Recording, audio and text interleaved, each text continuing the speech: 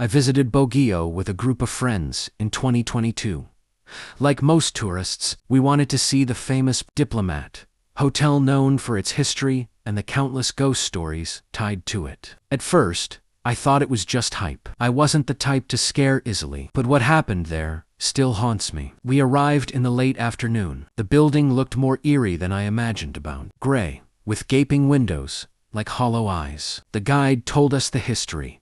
Once a Dominican retreat house, then a hospital during World War II, where many were tortured and killed. Later, it became a hotel, but even that failed, leaving the place in ruins. Inside, the walls were cracked, ceilings crumbled, and the halls echoed with our footsteps. Some friends laughed, taking photos, making jokes about ghosts. I tried to join in, but the deeper we went, the heavier the air felt. It was as if the walls themselves were watching us. Near the old fountain, I felt an odd chill. While the others posed for selfies, I wandered a bit and noticed a nun's shadow by the doorway at the far end. I thought it was a trick of the light, until the shadow moved, gliding across the wall, even though no one was there. That night, back at our hotel, I couldn't sleep. Around 2 a.m., I heard faint chanting. At first, I thought it was just my imagination, but it grew louder, like Latin prayers, echoing from an old church. The sound wasn't outside, was inside my room. When I opened my eyes, I saw figures standing near the corner.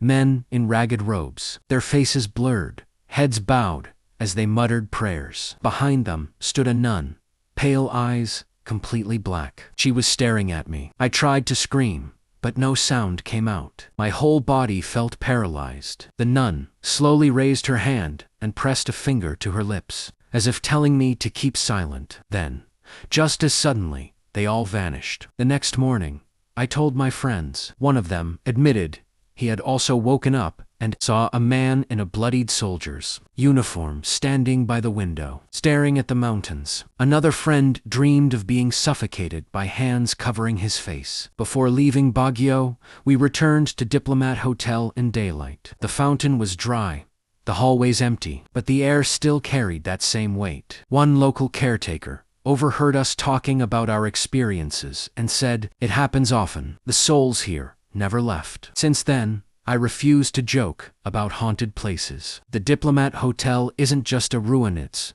a graveyard of restless spirits, and sometimes they follow visitors home.